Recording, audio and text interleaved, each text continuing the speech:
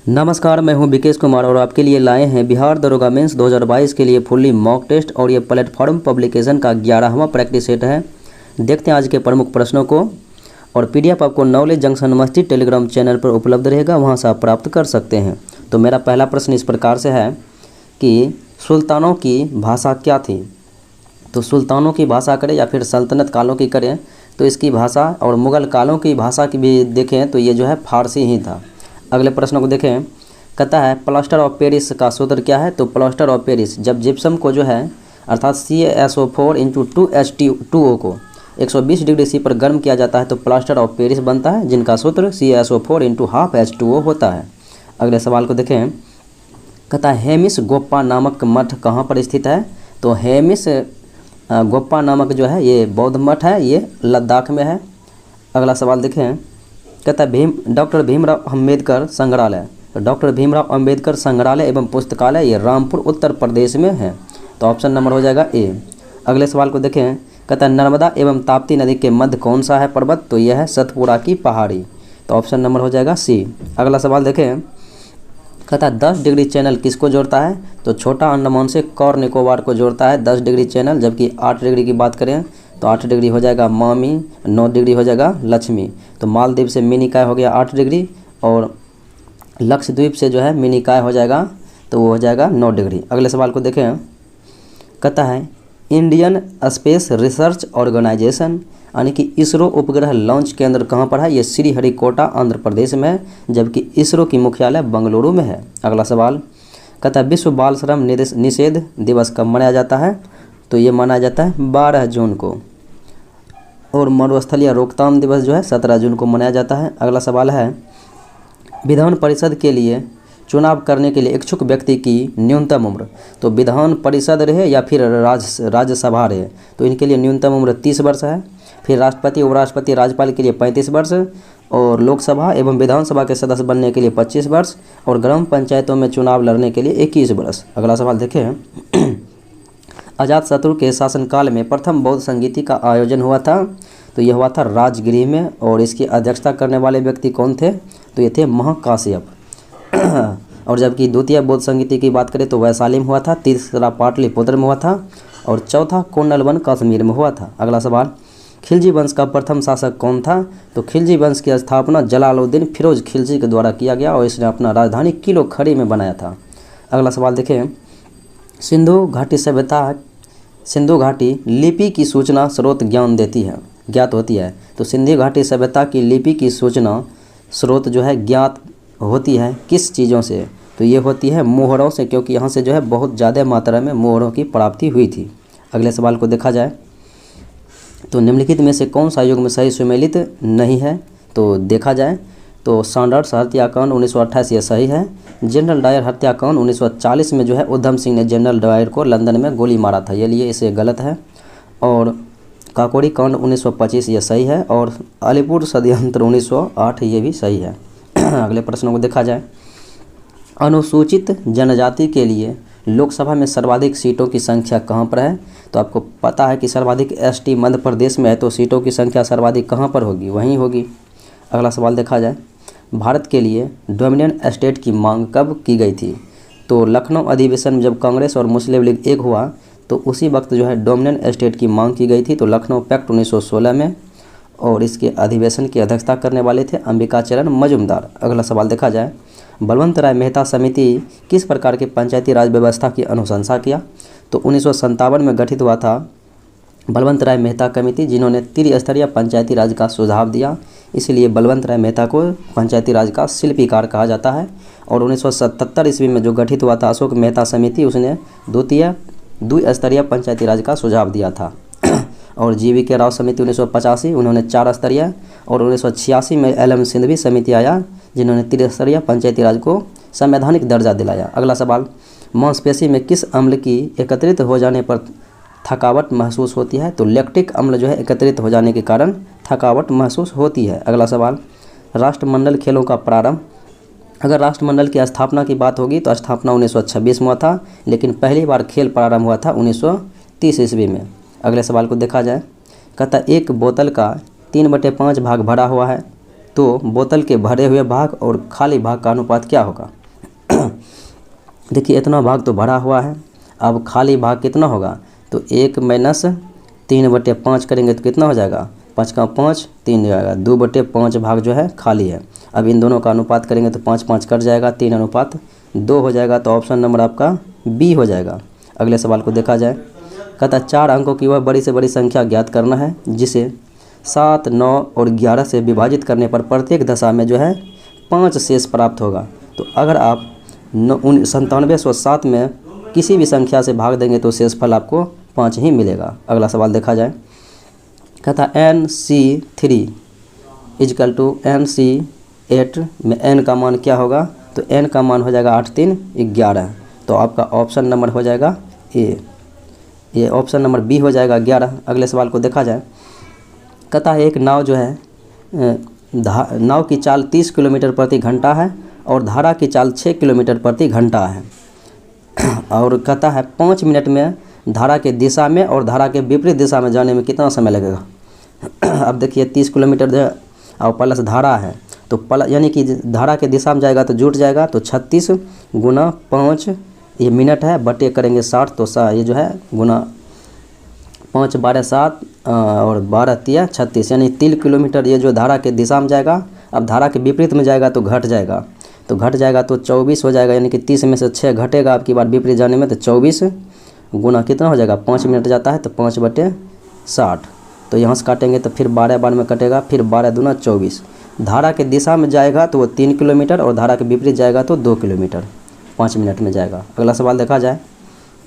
निम्नलिखित में से कौन एक मौलिक कर्तव्य नहीं है, तो भाग 4 के क और 51 के क में जो मौलिक कर्तव्य संविधान में दिया गया है और 42वां संविधान संशोधन 1976 ईस्वी में सरदार स्वर्ण सिंह समिति की अनुशंसा पर प्रदान किया गया है। तो देखा जाए तो उसमें संविधान पालन और राष्ट्रीय ध्वज का सम्मान करना है, भाईचारे और एकता को बढ़ावा देना है, प्रभुत्व की रक्षा और उसे बनाए रखना है, जबकि सैन्य शिक्षा के अतिरिक्त सभी उपाधि उन्मूलन ये सब भी इसमें व्यवस्था नहीं है। अगले सवाल को देखा जाए। किस अनुच्छेद का उपयोग करके भारत के राष्ट्रपति वित्तीय आपातकाल लगा सकते हैं, तो भाग 18 और अनुच्छेद 352 से 360 वित्तीय आपातकाल है, जिसमें 3 प्रकार के आपातकाल का प्रबंध है। तो अनुच्छेद 352 राष्ट्रीय आपातकाल, युद्ध, बाह्य आक्रमण या फिर सशस्त्र विद्रोह के यानी कि आंतरिक अशांति के कारण, और फिर 356 ये राज्य में जो है राष्ट्रपति शासन, और 360 वित्तीय आपातकाल। तो ये जो है आपका वित्तीय आपातकाल 360 हो जाएगा। अगला सवाल देखिए। और बात करें तो अभी तक में एक बार भी नहीं लगा, लेकिन राष्ट्रीय आपातकाल अनुच्छेद 352 3 बार लगा है, 1962, 71 और 75। पूना समझौता गांधी और किसके बीच, तो 1932 में पूना पैक्ट अर्थात पूना समझौता हुआ था। तो इसमें गांधी जी और भीमराव अंबेडकर के बीच दोनों को मिलाने का काम मदन मोहन मालवीय के द्वारा किया गया। अगला सवाल देखें। किस गवर्नर जनरल ने भारत में सती प्रथा को अंत किया, तो सती प्रथा को अंत किया था 1829 ईस्वी में लॉर्ड विलियम बेंटिंक ने राजा राम मोहन राय के सहयोग से, और विलियम बेंटिंक ने 1830 ईस्वी में कर्नल सलीमन के सहयोग से जो है ठगी प्रथा को समाप्त किया। अगला सवाल देखा जाए।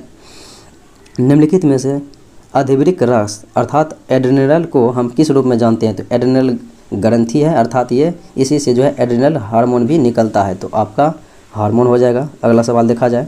कहता प्रकाश के एक माध्यम से दूसरे माध्यम में गुजरने पर उसकी दिशा में होने वाले परिवर्तन की घटना, तो होने वाले परिवर्तन की घटना कहलाती है अपवर्तन। अगर इसी माध्यम में जिस माध्यम से जाती है लौट जाएगी तो परावर्तन हो जाएगी। अगला सवाल। ABC एक समकोण त्रिभुज है जिसमें कोण A बराबर 90 डिग्री और AB बराबर 5 मीटर और AC बराबर 12 सेंटीमीटर है। तो कहता है यानी AB बराबर 5 सेंटीमीटर और AC बराबर 12 सेंटीमीटर है, तो त्रिभुज को उसके कर्ण के आधार पर घुमाए जाने से प्राप्त हुए द्विशंकु के आयतन सेंटीमीटर क्यूब का मान कितना होगा, तो ये मान हो जाएगा 290। आप बना सकते हैं। अगला सवाल देखें। एक व्यापारी एक ट्रॉली बैग जिसका अंकित मूल्य 1360 रुपया है, इस पर 15% छूट देता है, फिर भी वह 15.6% का लाभ कमाता है, तो ट्रॉली बैग का क्रय मूल्य क्या होगा, अर्थात वो कितने में खरीदा था। अब देखिए ये 1360 ये हो गया अंकित मूल्य। पहले इस पर जो है 15% छूट देता है, 85/100। अब उसे लाभ कितना हो जाता है, तो 100 बटे कितना हो जाएगा 115.6। यानी कि 115.6 हो गया लाभ, यानी 15.6% है। अब इसको काट कूट कीजिएगा तो आपका आंसर जो हो वो आ जाएगा कितना, 1000 आ जाएगा। तो ऑप्शन नंबर आपका ए हो जाएगा। अगले प्रश्न को देखें। कहता है यदि कोसेक स्क्वायर थीटा बराबर 625/576 तो sine theta minus cos theta by sine theta plus cos theta का मान क्या होगा। इसको सॉल्व करने के बाद जैसे 25 के 25 यानी कि ये इसको सॉल्व करने के बाद आपका 17/31 आंसर आएगा। अगला सवाल देखिए। कहता है किसी निम्न स्तरीय वस्तु की मांग में वृद्धि उपभोक्ता की आय में किसके साथ होती है। अगर आपका आय गिरावट हो जाएगा यानी आपका इनकमी का स्रोत घट जाएगा तो आप जो है कम दाम वाले वस्तु को खरीदेंगे, इसलिए गिरावट हो जाएगी आपकी आय में, तो वो आप निम्न स्तरीय वस्तु को ज़्यादा मात्रा में खर्च करेंगे। अगला सवाल कहता है तब जारी किया जाता है जब, वह कौन सा रिट है वो जब तब जारी किया जाता है जब उच्च न्यायालय को लगता है कि कोई सार्वजनिक पदाधिकारी अपने कानूनी दायित्वों का पालन नहीं कर रहा है और इससे किसी व्यक्ति का मौलिक अधिकार प्रभावित हो सकता है। तो इसलिए सर्वोच्च न्यायालय परमादेश यानी कि कोई भी न्यायालय जो है परमादेश रिट जारी करते हैं, आदेश देते हैं कि अपने कर्तव्यों का पालन करें। अगले सवाल को देखा जाए। कहता है किसको जो है सामान्य रूप से शैल, मलबा या ढाल के गिरने वाली मिट्टी के बृहत संचलन के रूप में परिभाषित किया जाता है। तो इसे परिभाषित किया जाता है भूस्खलन को। अगला सवाल देखा जाए। कहता है हिमनद के द्वारा लगाए गए पदार्थ जैसे छोटे बड़े सेल, रेत एवं तलछट मिट्टी निक्षेपित होते हैं तो जिन्हें हिमनद कहा जाता है। तो हिमनद इन्हें जो है हिमोद कहा जाता है इस हिमनद को। अगला सवाल देखा जाए। कहता है फियोफाइसी के सदस्यों को प्रायः कौन सा शैवाल कहते हैं। तो इसे भोरा शैवाल कहते हैं। अगला सवाल देखा जाए। किसी वस्तु की एक समान सरल रेखीय गति के दौरान समय के साथ क्या रहता है, नियत रहता है। तो किसी भी व्यक्ति का जो एक समान सरल रेखीय गति रहेगा तो समय के साथ जो है उसका वेग नियत रहता है। अगला सवाल है कि रेटिना पर बने प्रतिबिंब का प्रभाव लगभग कितना सेकंड रहता है। तो 1/10 सेकंड रहता है, यानी 1/10वां। अगला सवाल देखा जाए। कहता है कॉपर सल्फेट की लोहे के साथ अभिक्रिया से आयरन सल्फेट और क्या बनता है। तो कॉपर सल्फेट को अगर लोहे के साथ अभिक्रिया कराएंगे तो आयरन सल्फेट बनेगा और फिर कॉपर बनेगा। अगला सवाल है। कहता है मत्तानचेरी पैलेस कहाँ पर स्थित है। तो मत्तानचेरी पैलेस यह है केरला में। अगला सवाल देखा जाए। कहता है यदि किसी कौड़ भाषा में जोड़ का मतलब हो गया गुना और घाटा का मतलब हो गया जोड़, तो गुना का मतलब हो गया अगर भाग, तो भाग का मतलब अगर हो गया घाटा, तो इस प्रश्न का उत्तर देना है, यानी इन्हें संतुलित करना है। गुना का मतलब, ये जो जोड़ का मतलब गुना है तो यहाँ पर हम गुना दे सकते हैं। फिर कहता है घाटे का मतलब जोड़, तो यहाँ पर हम जोड़ दे सकते हैं। और फिर कह रहा है गुना का मतलब भाग, तो यहाँ पर हम भाग कर सकते हैं। तो इनको आप सॉल्व करेंगे तो जैसे भाग देंगे तो यहाँ पर हो जाएगा 25 यानी कि 250। अब 700 में अगर 28 से भाग देंगे तो कितना बार में लगेगा, 25 बार में ये कट जाएगा। तो 250 + 25 जोड़ेंगे तो कितना हो जाएगा, 275। अगले प्रश्नों को देखा जाए। कहता है एक पेपर वाला लड़का पूर्व की ओर 10 किलोमीटर तथा 10 किलोमीटर तक साइकिल चलाता है। चलिए यहाँ से हम बनाना प्रारंभ करते हैं। यहाँ से इधर हो गया ईस्ट, इधर हो गया वेस्ट, और ऊपर में हो गया आपका नॉर्थ, और नीचे में हो गया साउथ। अब कहता है कि 10 किलोमीटर जो है पूर्व की ओर चलिए, इधर आ गया 10 किलोमीटर। कहता है फिर दक्षिण की ओर मुड़ा, यानी नीचे मुड़ा और 3 किलोमीटर आया। कहता है उसके बाद साइकिल चलाता है, फिर पश्चिम की ओर मुड़ा, यानी इधर मुड़ा और इधर 6 किलोमीटर चलाता है, गया। कहता है फिर अपने दाईं ओर मुड़ा, दाईं ओर अब इधर हो जाएगा, इधर मुड़ा और 3 किलोमीटर इधर चलता है, 3 किलोमीटर इधर आ गया। तो अब कहता है कि वह अपनी प्रारंभिक स्थिति से कहाँ और कितने दूरी पर है।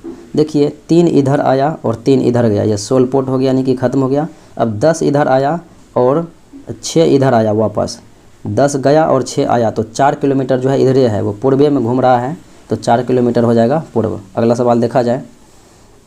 कहता है इस प्रश्न को इस प्रकार से उत्तर देना है, कथन और निष्कर्ष दिया गया है। चलिए इन्हें सॉल्व करते हैं।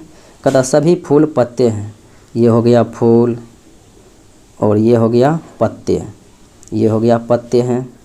अब कहता है कि कुछ फूल पौधे हैं, कुछ फूल पौधे हैं, तो यहाँ पर पौधा हो गया। पौधा या तो यहाँ पूरे इसमें भी हो सकता है और यहाँ पर या तो इसको भी क्रॉस कर सकता है, यानी कि इस प्रकार से भी बन सकता है, या यहाँ जो हम बनाए हैं इस प्रकार से भी हो सकता है, क्योंकि इसमें दिया गया नहीं स्पष्ट। अब जो है आपको इस प्रकार से देखना है। तो निष्कर्ष देखें, कहता है कुछ पत्ते पौधे हैं। तो कुछ पत्ते पौधे हैं, बात सत्य है, क्योंकि ये जो है इसी के अधीन आएगा। या तो कुछ तो होगा ही होगा, वो सभी हो या कम हो, लेकिन ये पत्ता फूल होगा ही होगा कुछ। कहता है कुछ पौधे फूल हैं।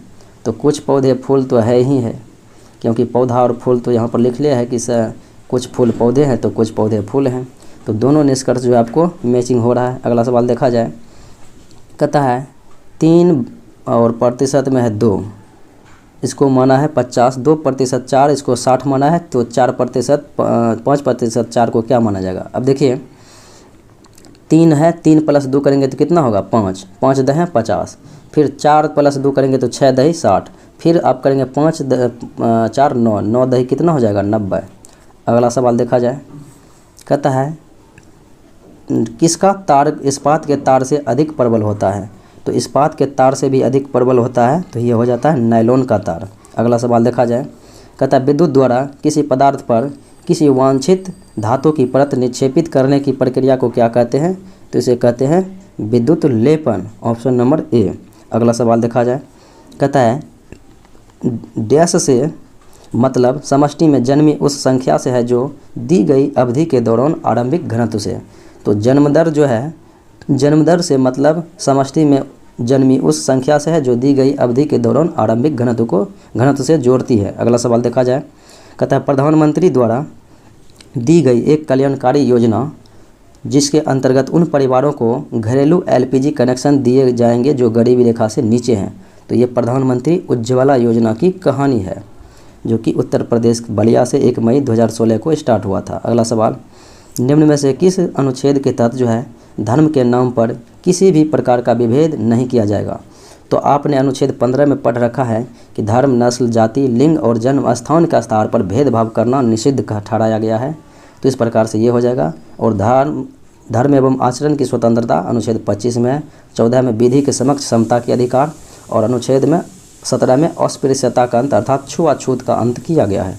अगला सवाल देखा जाए, कहता है पृथक निर्वाचन पद्धति की शुरुआत किस अधिनियम के द्वारा। मार्ले मिंटो सुधार अधिनियम या फिर भारत शासन अधिनियम 1909 में जो है सांप्रदायिक आधार पर निर्वाचन पद्धति शुरू किया गया था, अर्थात पृथक निर्वाचन मुस्लिम संप्रदाय के लिए मुस्लिम मतदाता ही मत कर वोट डालेंगे।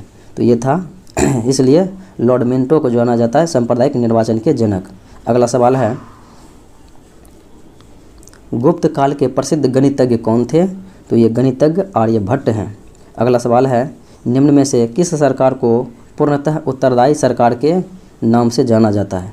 पूर्णतः उत्तरदायी सरकार हम वैसे सरकार को कहेंगे जो संसदीय सरकार होगी। अगला सवाल देखा जाए, कहता है बर्मा समिति का संबंध इनमें से किससे है।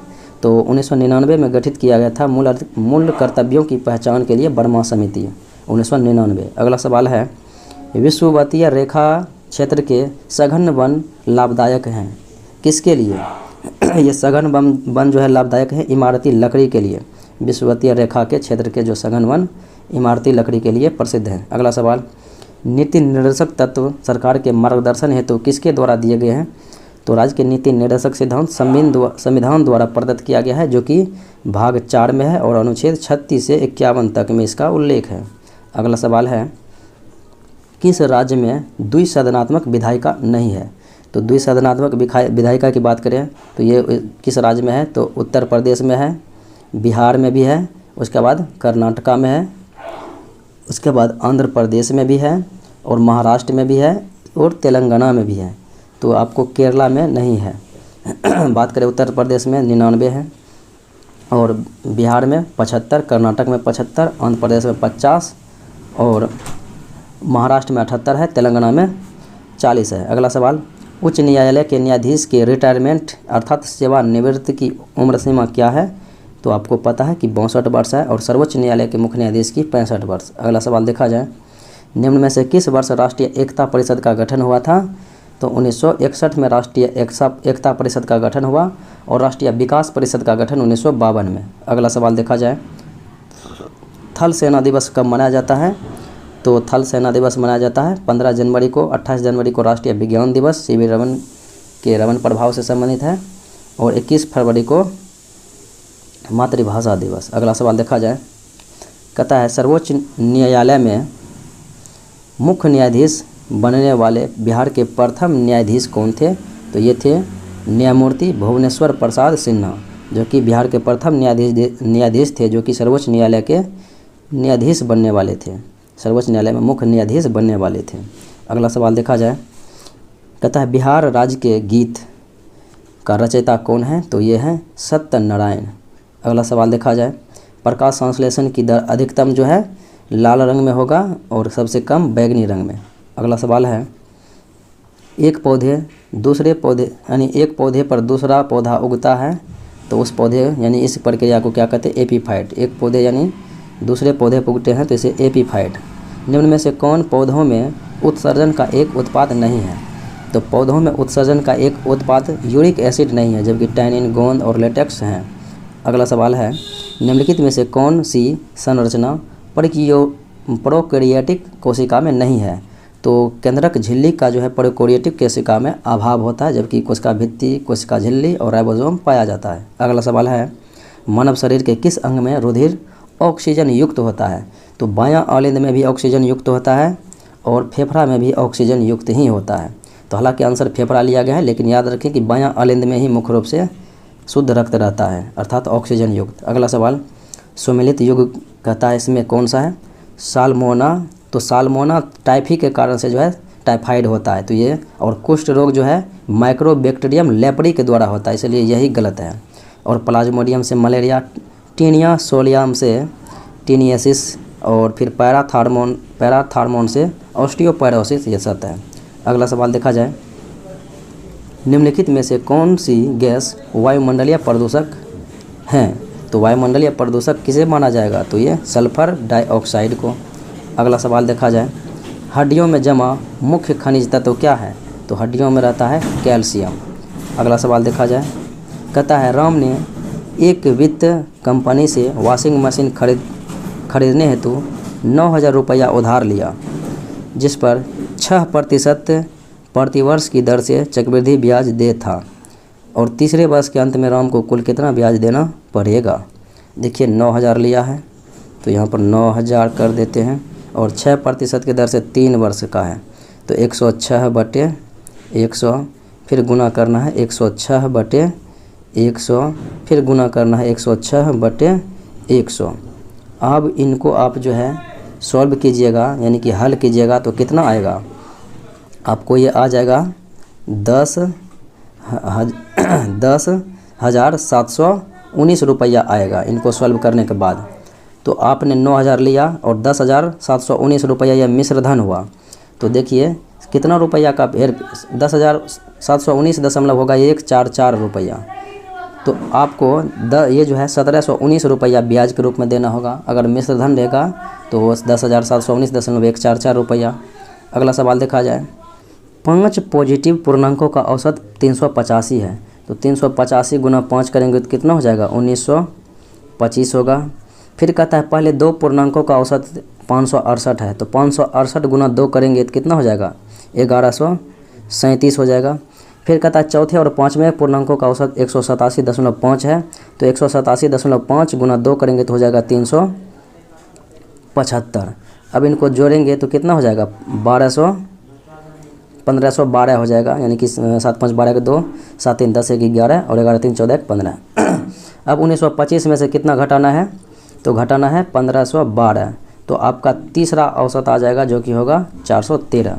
घटाएंगे तो 3 आ गया, फिर घटाएंगे तो यहाँ पर 1 हो गया, और 19 में से 15 जाएगा तो 4। अगला सवाल देखा जाए, कहता है 1,58,965 रुपया की राशि सामान्यतः 120 लोगों में विभाजित करना है, तो प्रत्येक को कितना होगा?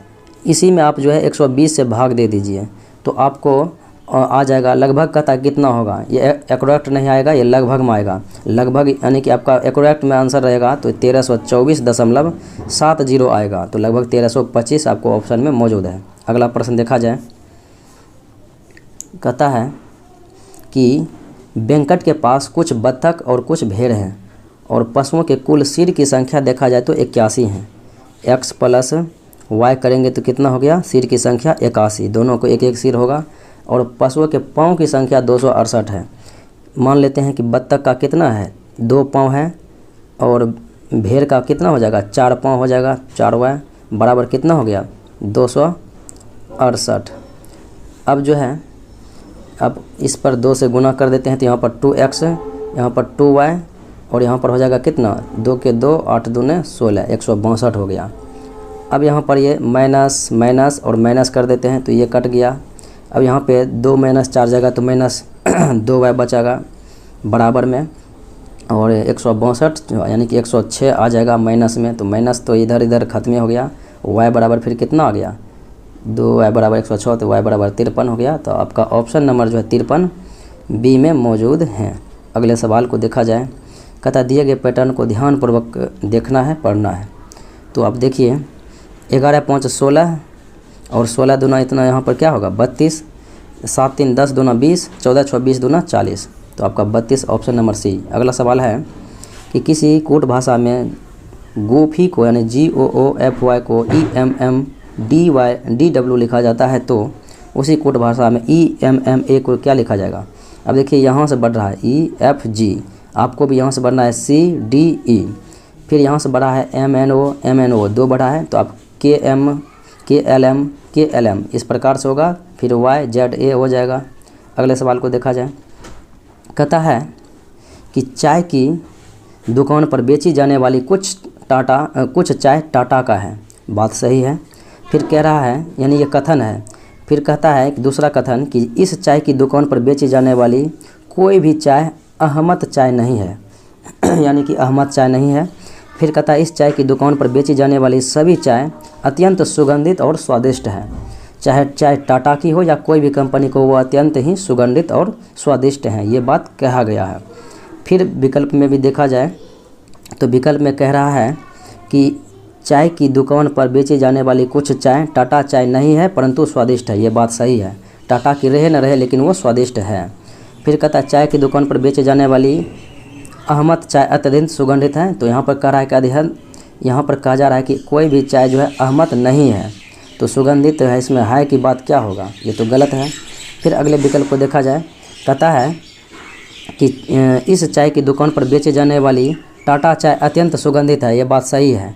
टाटा की चाय तो सुगंधित है ही, कोई भी चाय बेचा जाएगा तो वो सुगंधित ही होगा इस दुकान पर। अगला सवाल देखें, यानी कि आपका 1 और 3 आंसर हो जाएगा, तो आंसर हो जाएगा आपका ऑप्शन बी कि केवल 1 और फिर 3 सही है, पालन कर रहा है। अगला सवाल कहता है 5 के विपरीत क्या होगा। अब देखिए 5 के विपरीत क्या होगा, 1 के विपरीत 1 के विपरीत जो है 1 हो गया, 2 के विपरीत 2 हो गया, तो 5 के विपरीत क्या होगा 4 हो जाएगा, तो आपका आंसर हो जाएगा डी। अगला सवाल देखा जाए। इस अक्षरों को प्रयोग करके खाली स्थानों को पूर्ण करना है। अब देखिए इसको 3 खंड में बांट दीजिए, 3 खंड में बांट दीजिए, और इसे भी 3 खंड में अब हो गया। अब देखिए क्या हो जाएगा ABB, फिर देखिए BBA, फिर हो जाएगा ABB, फिर हो जाएगा BBA। इस प्रकार से आपको पूर्ण हो जाएगा, तो ऑप्शन नंबर बी हो जाएगा। अगला सवाल देखा जाए। कहता है इसके जगह क्या आएगा। देखिए 10 हुआ और 14 10 24 हो गया, फिर 24 प्लस 14 जोड़ेंगे तो 38, फिर 38 प्लस 14 जोड़ेंगे तो कितना हो जाएगा 62। अब की बार 62 और 38 को जोड़ेंगे तो कितना हो जाएगा 100 हो जाएगा, आंसर नंबर डी। अगला सवाल देखा जाए। कहता है राम जो है श्याम से लंबा है, यहाँ पर ये राम हो गया, श्याम से लंबा है तो श्याम यहाँ हो गया। फिर कहता है कि पर अमृता से छोटा है, तो राम जो है अमृता से छोटा है, चलिए ये हो गया अमृता। कहता है ज्वाला अमृता से लंबा है, तो ज्वाला यहाँ पर हो गया। फिर कहता है कि सीमा जो है राम से लंबा है और श्याम सीमा से छोटा है, श्याम जो है सीमा से छोटा है और सीमा राम से लंबा है। इसका मतलब सीमा ये जो है सीमा जो है राम से लंबा है, तो ये कहीं भी रह सकता है, यहाँ रहे या सबसे ऊपर, लेकिन पूछा जा रहा है कि सबसे छोटा, तो सबसे छोटा तो श्याम फिक्स है, तो आंसर हो जाएगा डी आपका। अगर लंबा का बात रहता तो सीमा का स्थान ऊपर कहाँ जाएगा ये पता ही नहीं है। अगला सवाल देखा जाए। कहता है 5/14 और 6/7 और 10/21 में प्रत्येक द्वारा पूर्ण रूप से भाग दिया जाने वाला सबसे छोटा भिन्न कौन सा है? देखिए आप 30/7 से भाग देंगे तो 7 दूना 14, 7 का 7, 7 21, फिर 30 से इसमें भाग लग जाएगा, यानी कि आंसर आपका डी हो जाएगा। अगला सवाल देखा जाए। ए कहता है एक कार्य को कितने दिन में? 4 दिन में। और बी एक कार्य को कितने दिनों में करता है? तो 6 दिनों में। और सी उसी कार्य को कितने दिनों में कर रहा है? 12 दिन में। अब ये जो है आपका इनका एलसीएम लेंगे तो कितना हो जाएगा? 12 हो जाएगा। इसका मतलब एक जो है ए करता है एक दिन में 3 काम, और बी करता है 2 काम, और सी करता है 1 काम। अब कहा गया है यहाँ तो आपने इतना तो आपने देख लिया, एक बार फिर क्वेश्चन को पढ़ लें। कहता है ए ने कार्य शुरू किया परंतु उसे 1 दिन बाद हटना पड़ गया। ये एक ही दिन काम करेगा। ए की कार्य क्षमता 3 काम है तो 3 काम ये करके फिर हट जाता है। उसके बाद बी और सी कितने शेष काम को कितने दिनों में करेगा? अब देखिए एक जो है 3 काम किया 1 दिन में, तो 3 इससे घटा लीजिए, कितना हो गया? 9 काम अब मेरे पास बचा है। अब बी और सी करेगा, ये बी करेगा 1 दिनों में 2 काम, और ई करेगा 1 दिनों में 1 काम, तो 3 हो गया, यानी दोनों मिला के। तो 3 से भाग देंगे तो कितना बार में लगेगा? 3 दिन में लगेगा, यानी कि दोनों मिलकर 3 दिन में। अगर रहता कि कुल काम तो हो जाता 4 दिन, क्योंकि 1 दिन ए ने किया था। अगला सवाल देखा जाए। कहता 6 महीने की योजना के अनुसार 24,000 रुपया पर 10% वार्षिक ब्याज की दर से 1.5 वर्ष के लिए चक्रवृद्धि ब्याज कितना होगा? अब चक्रवृद्धि ब्याज कितना होगा? 6 महीना के लिए है, और इस दर में 2 से भाग दे देंगे तो कितना हो गया? 5% दर होगा। और 6 महीने है तो इसमें 2 से गुना करेंगे, 1.5 गुना 2 तो हो जाएगा कितना? 3 वर्ष। अब 5% का 3 वर्ष के निकालना है 24,000 पर, तो यहाँ पर 24,000 गुना कितना करना है? तो आपको 105/100 गुना 105/100 फिर गुना 105/100। अब देखिए इनको आप जो है गुना भाग करने के बाद, यानी कि इनको हल करने के बाद आपका आएगा तो वो होगा कितना आ जाएगा? 27,883 होगा। 27,883। अब 27,883 में से कितना घटाना है? 24,000। इसमें से अगर आप 24,000 को माइनस करेंगे तो आपके पास कितना प्राप्त होगा? 3800 जो है ये आपके पास 3783 हो जाएगा। 3783 हो जाएगा इनको माइनस करने के बाद, तो आपका आंसर बी हो जाएगा। अगला सवाल। तराइन के प्रथम युद्ध में निम्नलिखित में से पृथ्वीराज चौहान ने किसे हराया? तो तराइन का युद्ध 1191 में हुआ था, तो पृथ्वीराज चौहान और फिर मोहम्मद गौरी के बीच, तो इसमें गौरी की हार हुई। फिर तराइन का युद्ध 1192 में हुआ था, जिसमें गौरी की जीत हो गई थी। और 1194 में चंदावर का युद्ध हुआ था गौरी और जयचंद के बीच, तो उसमें भी गौरी विजयी हुआ। अगला सवाल देखा जाए। कहता आगरा शहर की स्थापना 1504 ईस्वी में सिकंदर लोदी के द्वारा किया गया। अगला सवाल देखा जाए। निम्न अर्थव्यवस्था में से कौन सी अर्थव्यवस्था काल्पनिक अर्थव्यवस्था से संबंधित है, यानी कि उसकी केवल कल्पना कर सकते हैं? तो बंद अर्थव्यवस्था, जिसमें आयात और निर्यात न हो, प्रतिबंध लगा हो, तो उसका केवल कल्पना आप कर सकते हैं कि अर्थव्यवस्था है। अगला सवाल देखा जाए।